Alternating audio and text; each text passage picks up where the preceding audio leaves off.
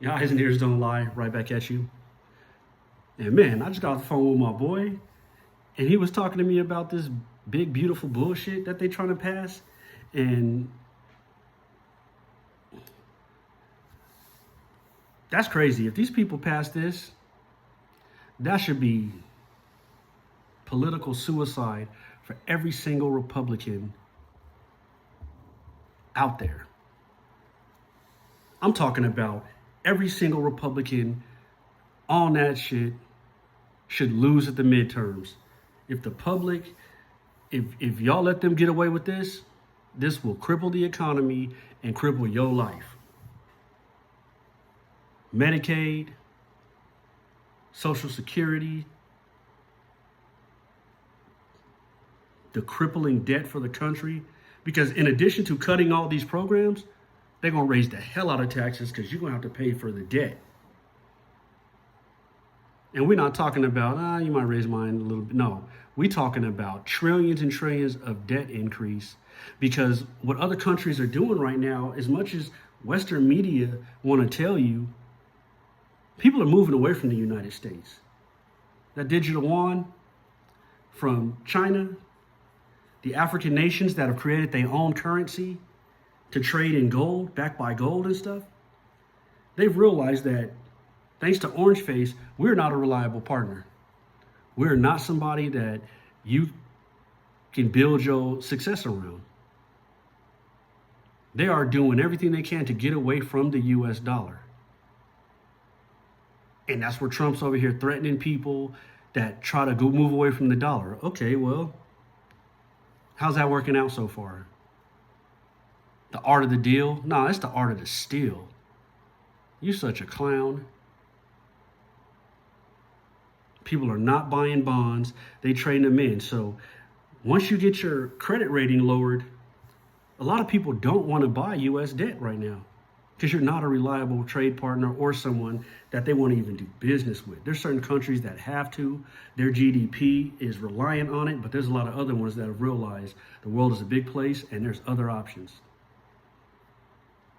I looked at, this ain't new news, but maybe some of y'all hadn't heard it, but I thought it was interesting that Volkswagen just came with a $20 billion deal with Canada, where Canada, since you have all the raw materials to make lithium batteries for cars and all of that, since you have the raw minerals in-house in the country, and you were already supplying Tesla and a lot of these other companies in the US, you're going to exclusively build for Volkswagen, and they will ship no cars to the US. No cars. So that's a spat in the face of the US, and you deserve it. Your ego and just your ignorance has always been a problem since the existence, where they believe that they're gonna manufacture up to 1 million batteries, maybe more, but they believe they're gonna make 1 million batteries a year. And they are only gonna be shipped to Europe because Europe, unlike the United States, they're moving in a green direction. They believe in climate change and the other stuff educated people believe in. But a lot of the reason why Trump's cutting all of that is because you get so much money from oil.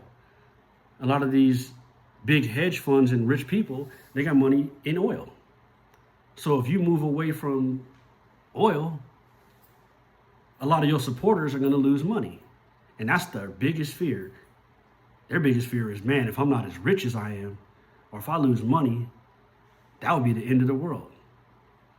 So that's really why the green initiatives are getting cut off. He don't care about how many people he puts out of work, how many hundreds of thousands of people in the country lose their jobs when you take all the funding away from these federal projects, as far as solar and wind and these greener options. So it's outrageous how he's getting down. You're looking at China and a lot of these other places. I was looking at some of the details. He's posturing and saying all this nonsense about China. We need China so much it ain't even funny. We couldn't even go to war without China. Because we can't even make missiles and radars and heavy rockets and things like that without China's rare earth materials. So that tells you how much China actually has if they're still willing to give you any of them when you're not an ally. You're not. And the U.S. and places like Israel, y'all march to the beat of your own drummers. Israel attacking Iran or Iran, that was a terrorist act. It was illegal, just like the U.S. bombing on Iran. It's illegal, but since neither of those countries recognize the international criminal courts, it doesn't matter. They want to hold other countries accountable except themselves. And these cowards in our government, where you didn't seek assistance or approval from Congress or the Senate. But in his mind, I can do whatever I want. And since it wasn't actually declaring a war, you did declare war on them. When you bomb a country's nuclear facilities without any proof or evidence that they're enriching uranium for weapons purposes, when nobody else said they were, it's the same thing. It's like when they went into Iraq. You said Saddam Hussein had weapons of mass destruction, you found none. But it didn't matter because you just wanted to go to war. And they did it for Israel. The United States did that because Orange Face is tired of being called taco. And because you gobbling down to the balls with Netanyahu. Like, the amount of corruption and things that are existing right now in this Trump administration is ridiculous. Where 2 days ago, you basically threatened the Israeli government and told them, if you don't drop the corruption case and investigation that you have against Netanyahu, we're not going to give you $3.9 billion in military aid. And everybody knows that Israel cannot defend itself without the U.S. support. You can't. You bombed Iran with F-35s. You can't do it without us. The only way you were able to illegally take over that land and continue your occupation is with U.S. support. That's it. You're a nuclear armed country because of the help you got from France. So you are the bully of the Middle East. I don't agree with a lot of ideology from a lot of the countries out there, but the other side of the coin is how much of what we're getting reports on here in the United States is actually true. Because I watch international news from various countries and stuff, and countries that are not even in conflict with the United States. And to the world, the U.S. is the real terrorist, attacking all these damn countries for resources. You're invading countries because you don't like what they're doing. And I don't want nuclear war. It's bad for everybody.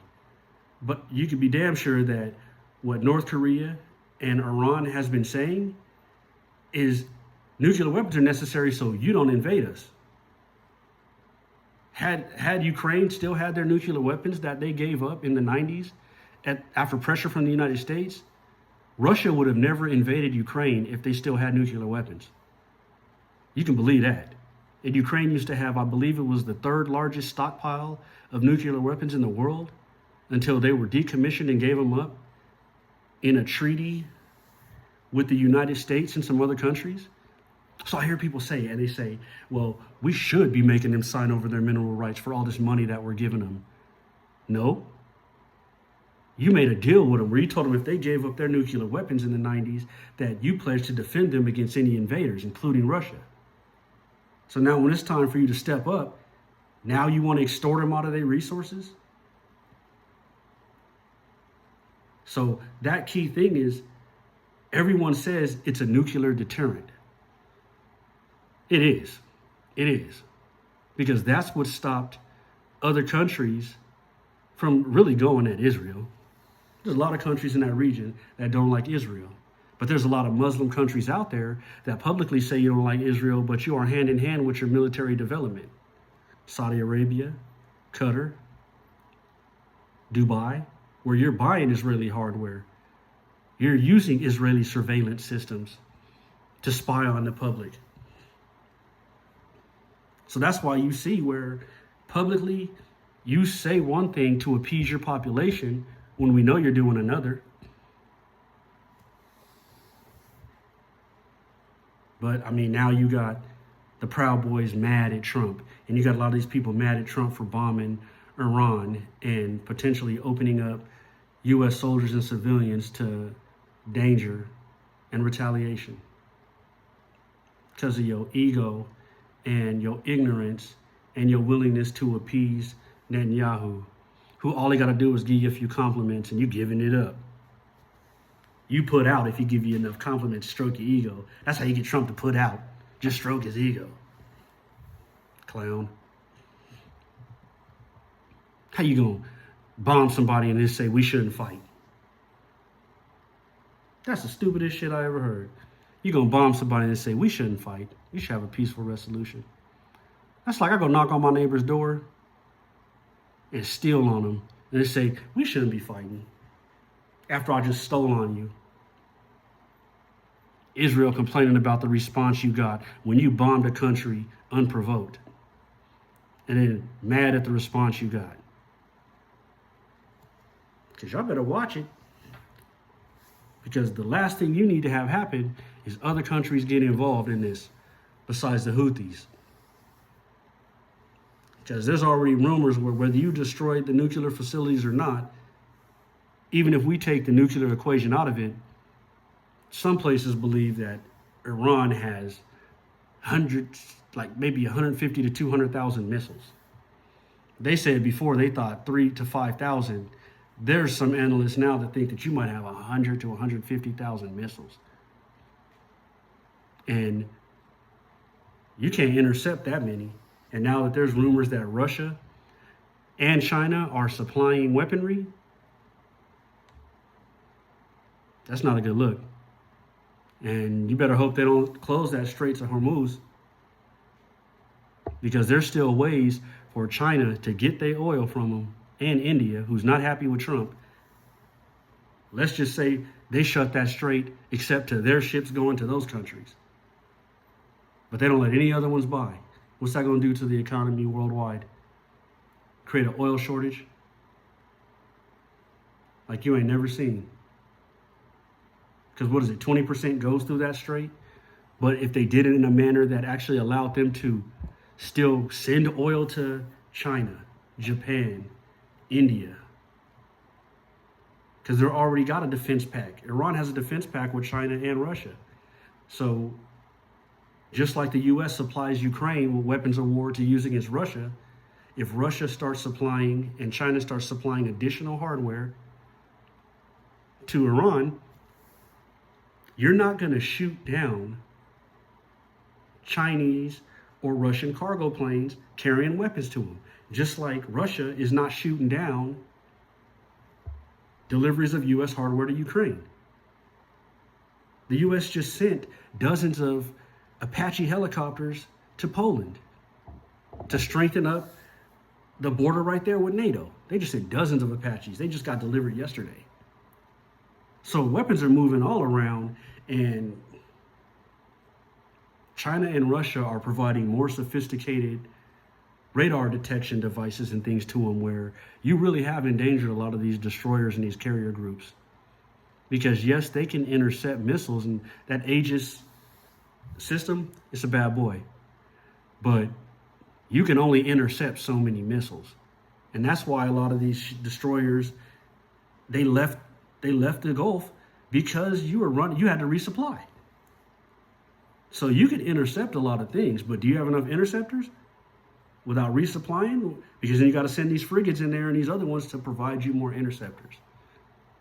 So as I've said before in other videos, is that the U.S. is, I think one of their SAMs, they said it can cost anywhere from $3 to $5 million for each interceptor. And you're having to intercept 20 or 30 missiles in a night. So financially, you're intercepting missiles that cost $50,000 to $60,000 with $3 to $5 million interceptors. And they have way more missiles than you, not to mention the sheer cost of it. Because it's not like you could just go in there and start pumping out hundreds of missiles a day in the factories. It don't work like that. They said that another reason why Trump did bomb Iran is because he needed to pause that so you could try to resupply Israel with some interceptors. because they don't have enough. They said if this went on at the rate that Iran was shooting shit at them, they would be out of interceptors and defenseless. Because the missiles that are getting through, that's because you can't intercept all of the ones that they're shooting. You know, between Iron Dome and David and the other one, I forgot the name of it, you're overwhelmed. You can overwhelm a missile system if you send enough. And they didn't even use, like, they were using their lower end missiles. They got hypersonic missiles and stuff that you're just not going to intercept them. They're too fast. And they're able to change trajectory in the air where you can't catch them. So what really needs to happen is they need to back off. They need to back off because we don't want our troops going into another war. Because they said a lot of what's going on in Iran is unnecessary. How does the West believe that, based on your history and what you've done, how do you believe you're the moral compass of the world where you could tell another country they can't develop nuclear power since you have no proof of nuclear weapons? But how can you tell them, based on your history and what you've done? You're the only country in the world that's done something in the civilized history that was so bad, other countries and y'all came together and agreed to not do it again. Because go back and look at the history of Hiroshima and Nagasaki. It was unnecessary to drop those. That wasn't necessary, especially Nagasaki.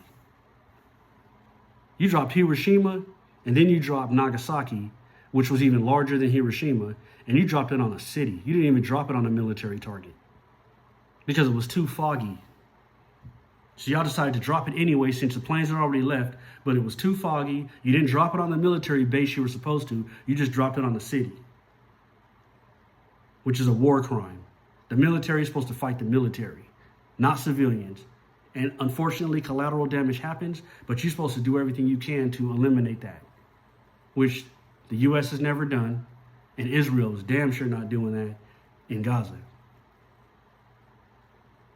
And why they value Israeli life so much more than the thousands of people that they've been killing since 1948 on the Palestinian side, I don't know. I have my assumptions, but it's the same here. Where all lives ain't created equal, especially in the minds of the oppressor.